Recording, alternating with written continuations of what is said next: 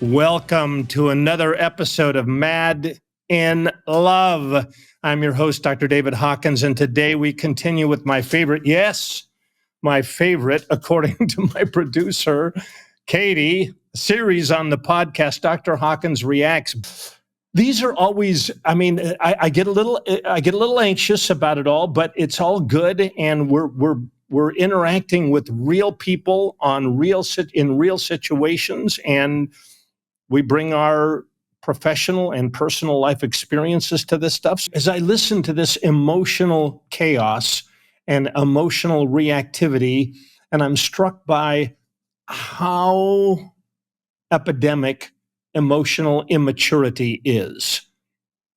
Just there's a lot of people who are really immature, who react as we would expect 6-year-olds to act. This is what, they get their feelings hurt and they stomp out of the room and they slam the door to their bedroom and they yell, "I'm never talking to you again." Or they storm out of their bedroom and they say, "Why did you?" Anyway, and we just have all this reactivity and what I call emotional immaturity.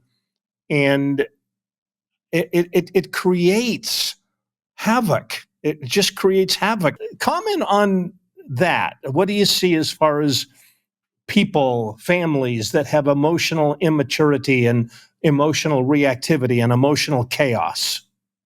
Yeah. I think it's, go ahead, Jonathan. Emotional intelligence is developmental, which means that you can absolutely have deficit in certain areas. And that is usually learned, that is passed on between generations, not biologically, but exposure based. So, which is important to note because that also means that people can catch up in those areas of development and they can learn and grow in those areas of emotional intelligence. And emotional intelligence is typically talked about in 4 different categories. The first is self-awareness. The second is self-regulation. The third is other awareness or relationship awareness. And the fourth is relationship management. So attendance to the relationship or to the other person's needs. And that can be in the context of a relationship or a community or a family. But I think it's important to note with that last piece, relationships require work. You can't just ignore a relationship for 20 years and then expect to step right back into that and have, it sounds like in her case, no awareness of the impact on the other person or the needs of the other person. It's all me. And that's big problems. Katie, take a note. We need to talk about emotional intelligence. Jonathan, that was profound. I love it. And I think of emotional intelligence as knowing the right thing to say at the right time and in the right way. And I am forever, when I get triggered in my marriage or wherever, going like, okay, oh no, don't say that. No, that will make matters worse. Yeah, but no, David, don't say that. Don't say that. That will make matters worse. Yeah, but don't say that. Think about how anyway, but Katie, we should do those 4 quadrants, Jonathan. That was cool. Jill, you wanted to react. I think too much has been said already, or just the right amount has been said. I think just sort of systemically, I think I'm going to use the word of the session here, profound. There is a profound deficit in our culture of emotional maturity. And I think the difficulty, at least in our job, is that so much of that does not show up until there's conflict in a relationship. And so those quadrants Jonathan talks about, you can sort of skate through those, and those can be maybe not very clearly observed in the dating process unless you're looking for it, because it is in the conflict that so much of that comes to bear.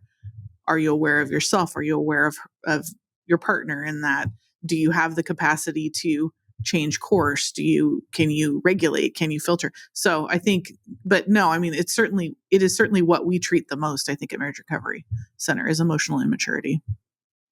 So that being said, and how Jonathan mentioned that a lot of these things are learned by observing behavior around you, what could parents do to ensure that they are doing everything they can to help the next generation move on in a healthy way, a regulated way?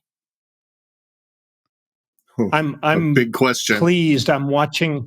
We're watching. My wife and I are watching our kids raise their kids, and it's really quite delightful. They're teaching their kids how to recognize feelings and to handle disappointment and to handle frustration in constructive ways.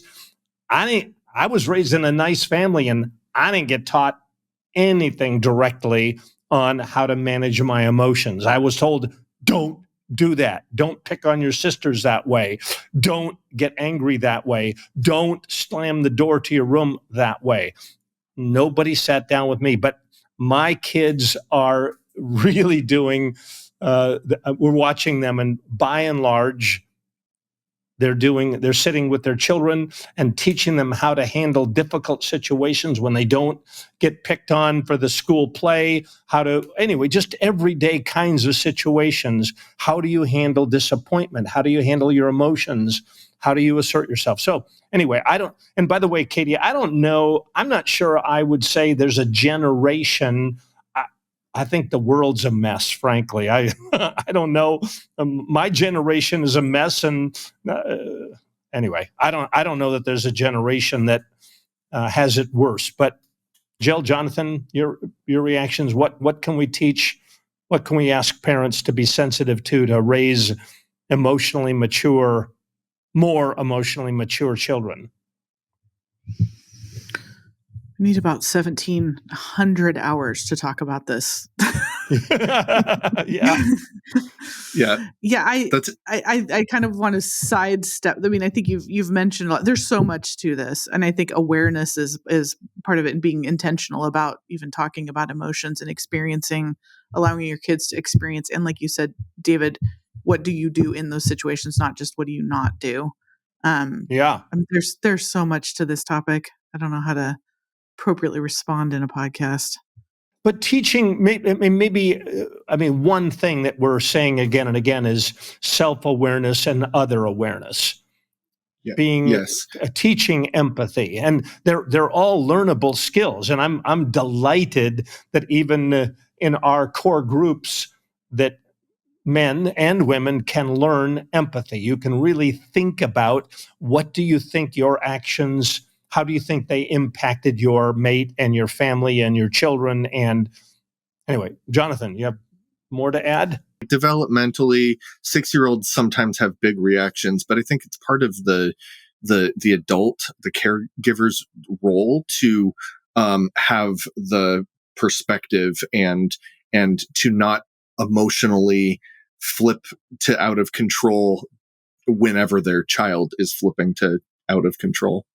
Along the lines of what you said of awareness of self and awareness of others, temperament plays a big role, and I think is one way to, just one of the factors to explain how siblings growing up in the same environment with the same parents might develop into very, very different adults. And a lot of times I think parents try to adopt a one-size-fits-all approach to parenting, and that doesn't actually work.